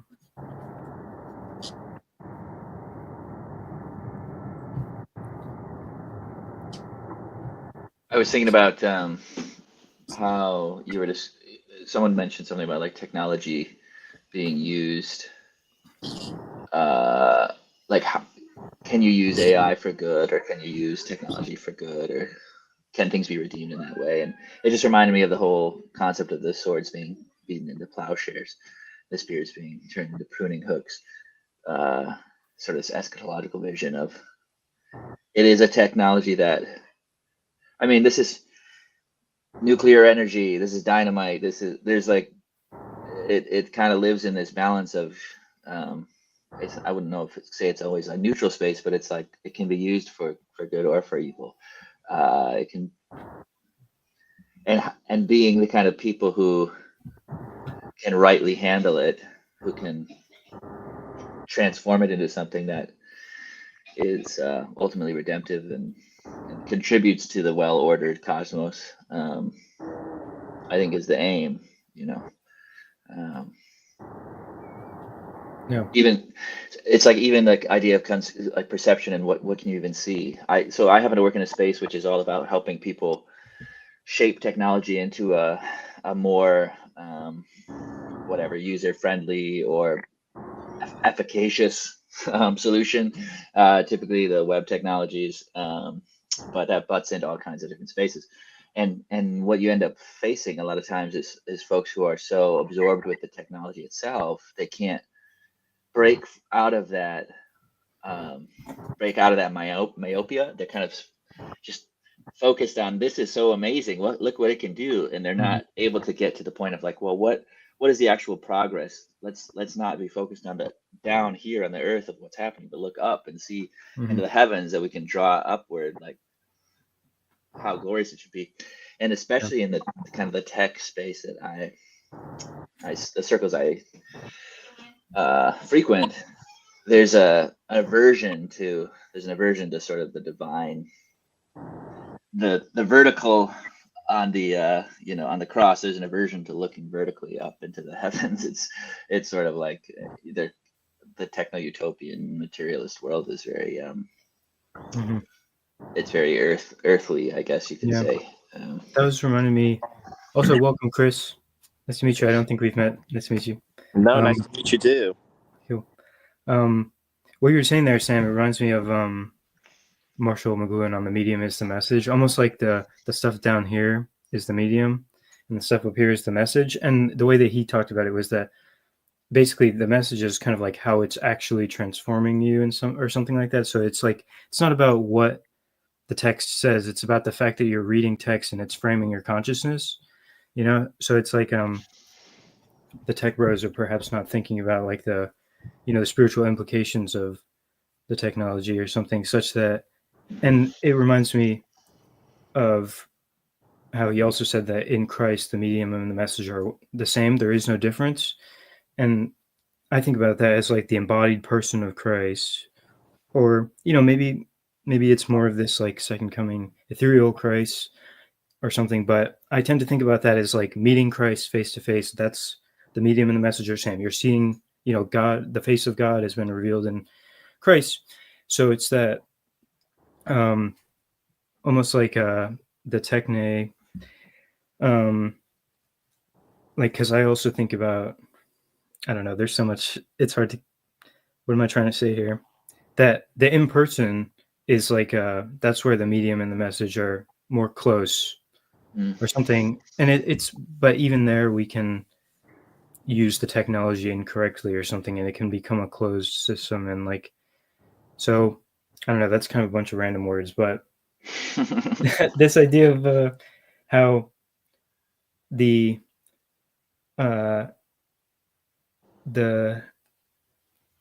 communication technologies are like metaphysical. I don't know. I'm kind of losing my train of thought here. Well, this is kind of getting at why I wanted to jump in, because it does have me. We're using technique, techne. This is all language that comes from Elul, and I think I've always been of the thought it's like, well, if I just put the good intentions into technique or technology, then we can like use it for good. But Elul was always making the point, and it's kind of hard to catch, but it's this idea that the technique is almost ambivalent to human morals and values. It's not about, because it's technique that conditions us. Like, we don't condition the technique. And because technique has its own value structure, its own rationality to it that plays out, and so it doesn't quite have like it's autonomous in its values and its ideas, and it forms a system that prioritizes like the means over the ends. So in that way, like I think that's where in the corner we have this about AI and combining with Leviathan. You know, we were talking about Leviathan earlier, and I know that the stream originally, as Luke was posting it, was supposed to have like a political valence, and so when we talk Leviathan and we're in that context, I'm thinking of like Thomas Hobbes, right, writing Leviathan, kind of at the birth of the liberal order, and like, do we think about, if we're thinking about Leviathan in its biblical context, is it more of like a natural kind of beast that's older, or is it something that is combined with our technology? Because as Hobbes uses it, and this is where it kind of applies to Luke, because I think his worry is that he doesn't want politics to devolve into like the war of all against all. Well, the whole reason Hobbes wrote in defense of Leviathan essentially is that like that was also Hobbes's fear too, because he had just lived through basically, you know, Puritan Christian nationalism and, you know, the Cromwellian Republic and the English Civil War and all this kind of stuff, and he's writing as the generation after that, like, hey, we need to bring a little bit of Leviathan, a little bit of order here. So and he's also thinking about the state as a technological thing. So he's kind of like optimistic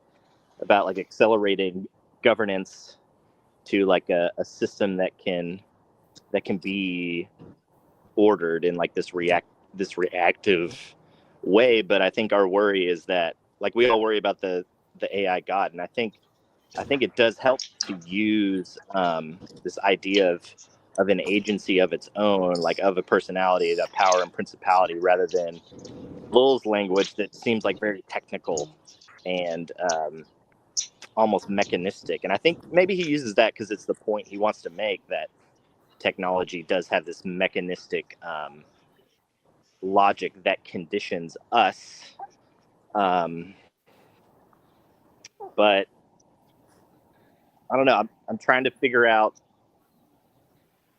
exactly where I want to go from there, but maybe it's just something to chew on. Is there something I'm missing? Maybe, Hezi, you tend to be more optimistic about the use of these AI tools and techniques, and I kind of go back and forth. Like, I guess it depends on the day, and I feel like probably a lot of you guys would feel the same way, because we could see how it can spin out of control. But we also, like, even in the corner, we try to use at least the logic of the algorithms, you know, against itself.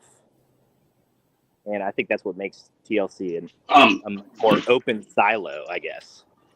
There's a lot more in and out. One thing that a question that Peugeot brought up some time ago with this conversation, I can't remember who it was with exactly. I think it was Vervaeke and Jordan Hall, possibly way back. When he said like he's struggling to even answer the question of why do we even have it, you know, what, and so like I think that's where I think like the Leviathan is kind of hiding underneath that question, because I don't think there's any real great answer to the question.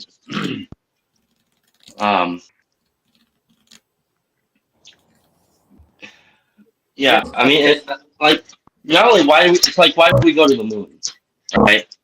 Like, why did we do that? What was that for? Is it just merely for exploration purposes? Is it So I think that's the real Leviathan. If you can answer that question sufficiently, then I guess I don't know. There's something to the question which is very, very important, and for me. And then as you guys were talking, I'm like dealing with this hammer and this chisel, and I'm pulling this stuff out, and like you guys are mentioning order and stuff, and I'm just thinking about like how this is actually translating to my actual job right now. Like, like I have these tools, um, and there's an order to things. Like I don't just come in like the job doesn't require me just demoing the whole walls. Like I had to cut the top of this base so that I don't destroy the wall further up because I got to put a different base on there. So there's constraints there that are keeping everything in order. And yeah, I gotta go. Yeah, it's kind of like Hey, thank God guys. for those tools and that technique. I mean, Hezi, you said something like, we always need a little bit of Leviathan. Yeah, Yeah. so I like- missed a lot of what you were Yeah. saying, and I'm sorry about No, it's all good. the reception. But to your question about, like, as far as Hobbes' Leviathan, so biblical Leviathan, well, order would be the behemoth.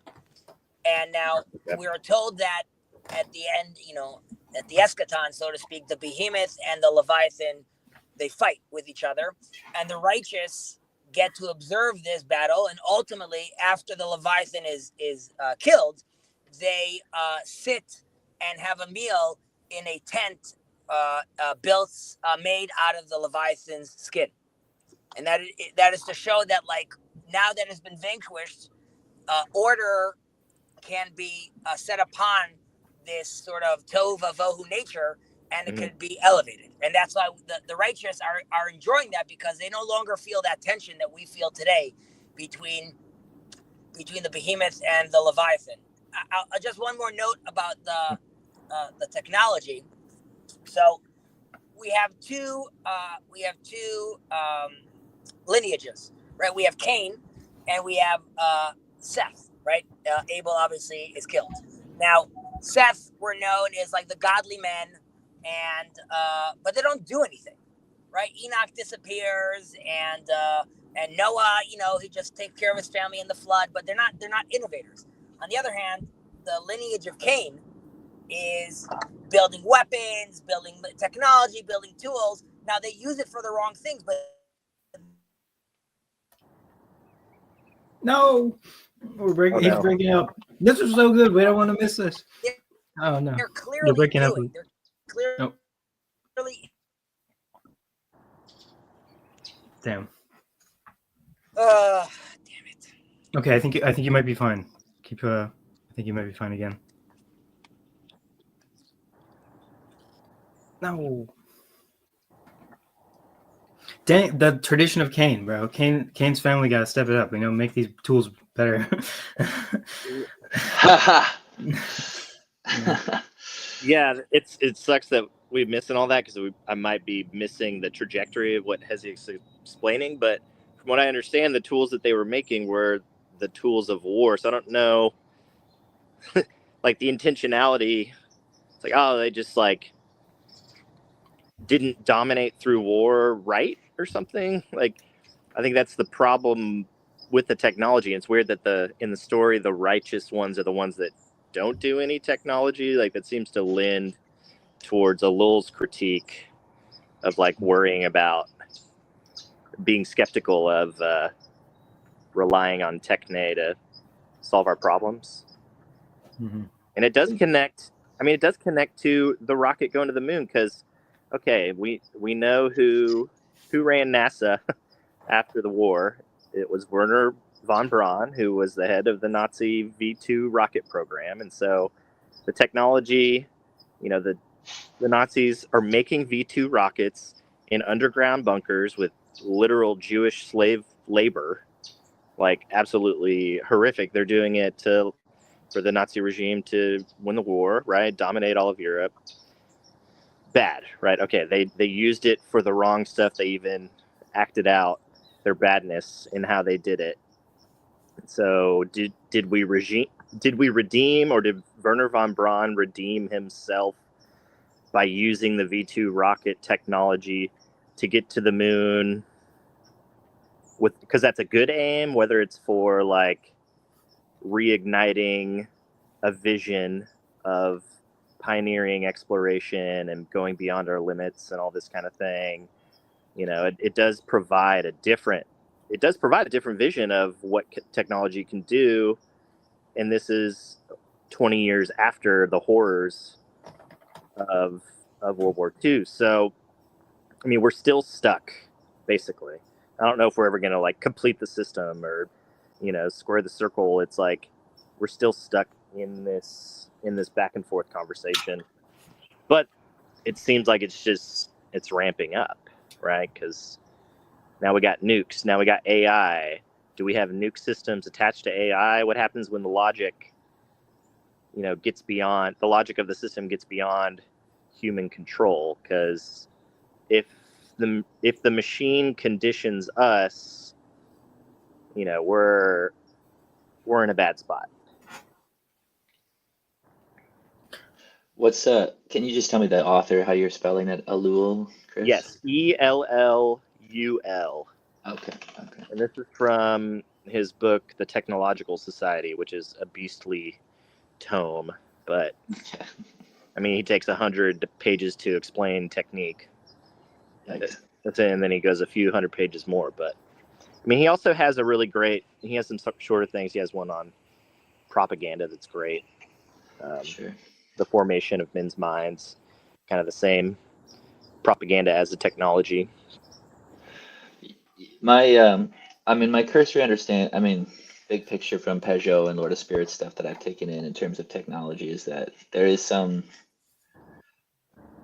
entrance of this techne into the world that is for malevolent means. It's too early. We're not mature enough to handle it. Like maybe there's demonic forces, maybe there's some sort of spiritual beings that are helping us get access to things. It's like giving a child a chainsaw. It's like, yeah, hey, this is a cool technology. Hopefully you cut your arm off with it, is what the demons are thinking. But eventually the child is able to mature and handle it well, and now they can do good things with it. And so I think every generation faces the challenge of how do we tame this technological force that is now in the world. And that's, I think we've talked before, maybe, I don't know who has mentioned, but like, what does it look like to be a saint in the technological age or the internet age? What does it look like to use these things rightly? My kind of example in literature of this is Aragorn. So he sees the Palantir.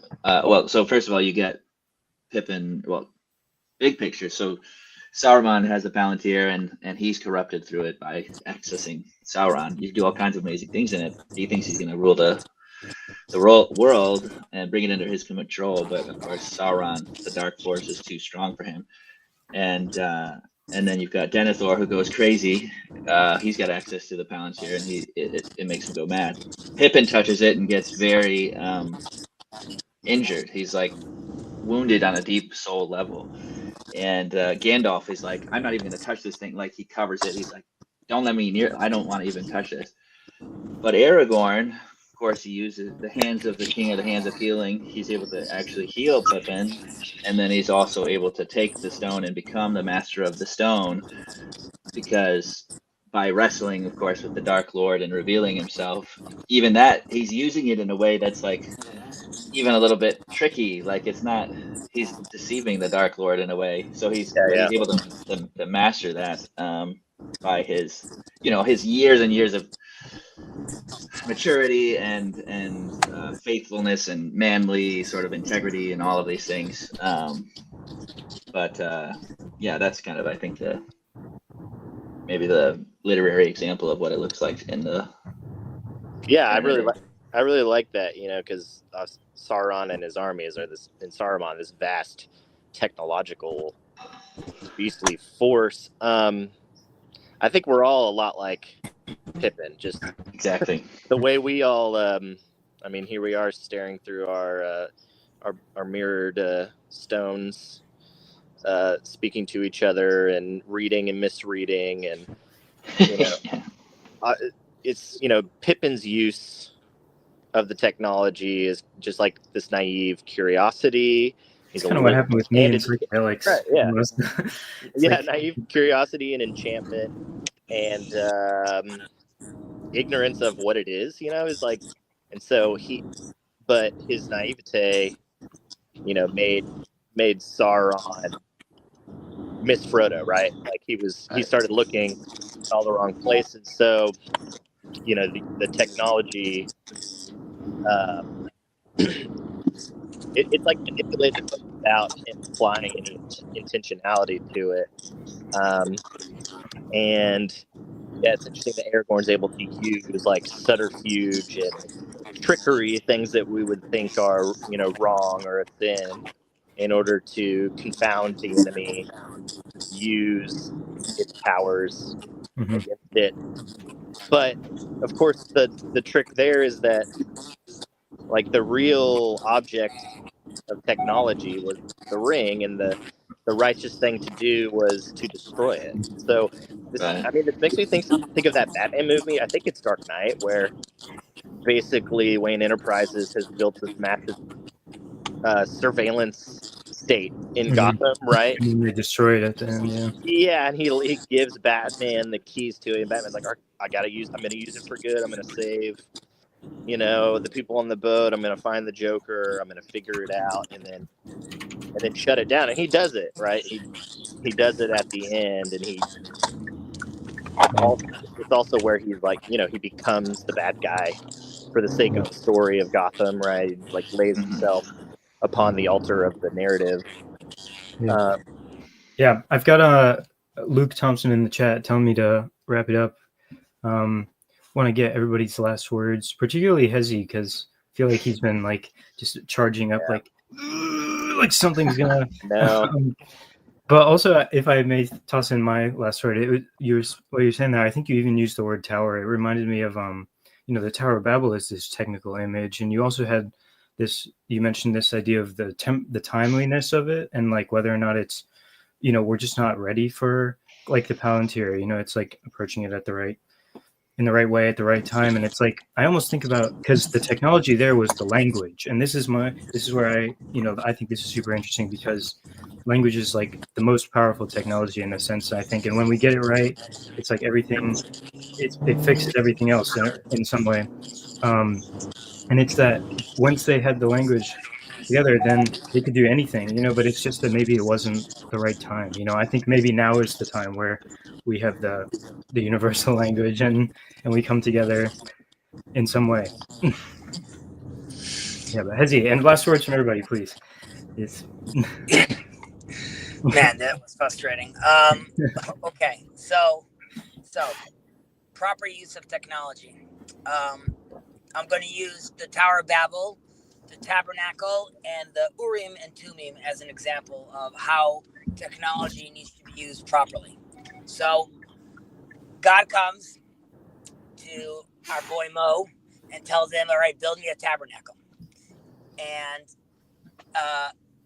Moses goes to Bezalel and says, all right, be an awesome architect, use your skills, your artistic skills, your technological skills, and build me this tabernacle. Now, what's interesting is Bezalel is from the tribe of Judah, and he has a helper building the tabernacle who is from the tribe of Dan, which is known as the weakest tribe. We'll get back to that in a moment. Now, Bezalel finishes building this tabernacle, right? He hands, but he doesn't build it, right? He says, hey, Moses, here is your Lego set based on the specifications you asked for, but I have no idea what any of these concepts mean. Like, I just built the technology. I didn't infuse it with meaning. You are the one that told me how to build this, so you are the one that's going to have to actually put it together. So now Moses takes these abstract ideas, which through technology he brought down into a physical form, and now he's building it together. And we know it's successful because after the tabernacle is built, it is filled with God's glory. There isn't even room for Moses over there. It's filled with God's glory. Now, the reason I mentioned these two tribes is because in order to do so, it required that all the tribes of Israel, or for all intents and purposes, all the population is included, from the strongest until the weakest. Everyone has to be part of this in order to it actually be oriented properly. Now we see this again with the Urim V'Tumim, this mystical technology that you could go to the high priest and ask questions to, and we know different versions. Joshua uses it, and we know that other leaders use this as well. However, the Urim V'Tumim is on the chest plate that has all the names of all the tribes on it. And again, this is indication that in order to do so properly, it requires the involvement and taking into consideration everyone of the population, or at the very least, like the tribes you have. And lastly, when it comes to the Tower of Babel, here you could say, okay, Chezi, but they are working together, right? So isn't this good? The problem there is, I don't know the exact translation in English. I'm translating from Hebrew. Safachat dvarim achadim, right? One language, and the things where everything was one. And you could look at that as being a unification, but that is sort of a contained speech, which is you're a builder and you weld and you mix this, and that's what everyone does. And that kind of unification is stifling. And we know from Zephaniah, we're supposed to come back to that with pure speech, right? It's not supposed to be unified speech. Rather, it's supposed to be diverse speech, which allows you then to unify. Then you could build again. But it needs to include everyone. And if it's just the way I say, if I'm the project manager and I say, okay, when we talk about something heavy means one thing. We now live in a world, let's say the good that postmodernism gave us, which shows us that words are malleable and concepts are malleable to a certain extent. Obviously, we could go off the reservation, but the idea is that we need to include more diversity or include more of the thought in order to allow technology to be used properly. So those are three different examples of how technology can be sanctified, can be elevated if taking everything and everyone into consideration. Beautiful. Beautiful. I'm sure we could keep talking for like hours and hours, but maybe just, I want to get Luke's trying to wrap this up. So maybe anybody have some last thoughts, maybe tying into what Hezi said at all, or? I'm probably going to have to go back and watch on the YouTube stream that last bit, because it turned into robot sounds, and then I finally heard Hezi say, and those are three examples of how we can do it. Like, it finally, like, you were going to answer my question that I'm trying to figure out for myself. So I'll just go back and listen to it. I'm sure it was great. I highly suggest you do. I think it's very deep stuff that's being tossed around here, for sure. Yeah. Gus says hi. Anything from Sam? I gotta go feed him, so. His name is Gus. Gus. I'll catch you guys later. Oh, nice. Yeah, thanks for chatting, y'all. Yeah, nice to meet you, man. And yeah, nice to have you. All right. Sorry, my Sam, you got nothing else? There, but I think Hezi's last word was great. Thanks. I'll leave it at that. We got Tayo, last second Tayo. All right. Okay. All right, we're gonna sign off. Thanks for watching, y'all. Be sure to catch the next Luke Thompson /Grail Country live stream.